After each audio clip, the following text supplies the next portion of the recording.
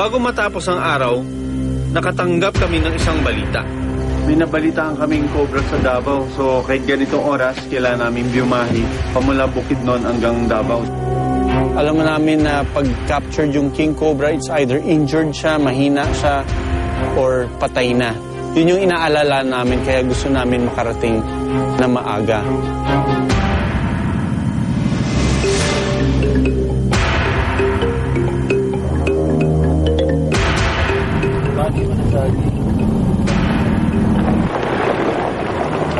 Mula sa pagbiyahe namin galing Bukidnon, nagbiyahe kami ng 6 na oras.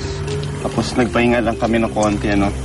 Nandito na ngayon kami sa isang facility kung saan tinurn over yung king cobra na titignan natin kung anong nangyari.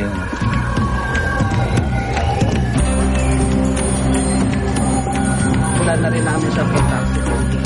Pero pagdating sa rescue center, kung saan itinurn over ang king cobra,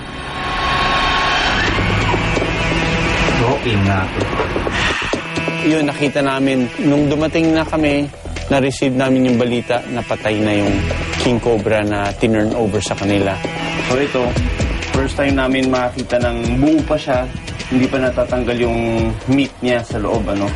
So ito, tama-tama, hinintay tayo para bago nila gawing taxidermy o yung pag-stock sa kanya, pag-preserve, naabutan natin ng ganito. Sigurado, lalaki. Haba, oh. Dito pa lang kita mo na yung mga pillars mo. 1, 2, 3, 4, 5, 6, 7. Kinunan muna namin ng detalye ang banakon para sa pag-aaral.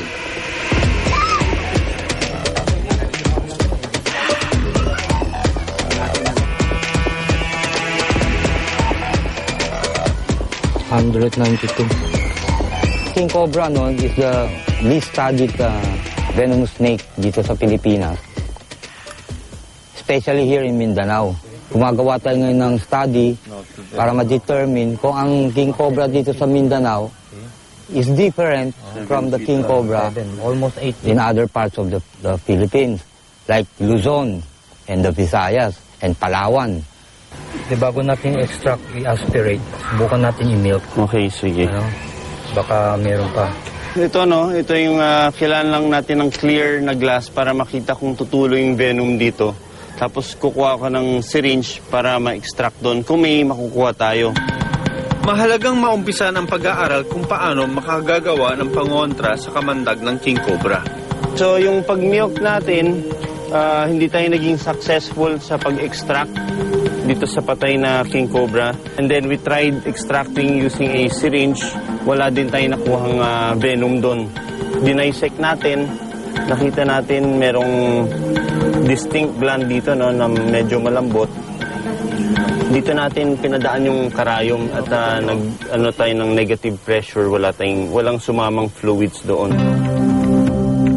Ayaw naman natin ma-eradicate yung king cobra, no? So, kung meron tayong ma-extractan ng venom to make anti-venin, then slowly, we will be able to save more lives. Ang gagawin nila, tatanggalin nila yung laman doon sa balat para doon nila mailagay yung pangporma.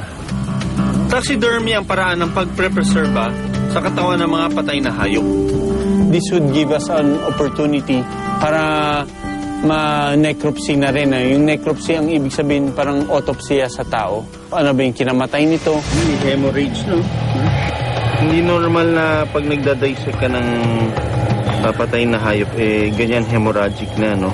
Hindi naman tinamaan yung kanyang ventral abdominal veins. Buo pa nga ito, oh. Puso ng aso.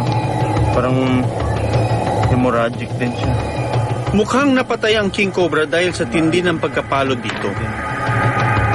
Sa aking initial findings, ang possibly cause of death nito is due to internal hemorrhage, trauma sa muscles, internal bleeding, particularly sa may baga, ano. Nakita niyo yung anatomy niya ng muscles. Parang isda din ang itsura. Dikit-dikit, ha. Very muscular.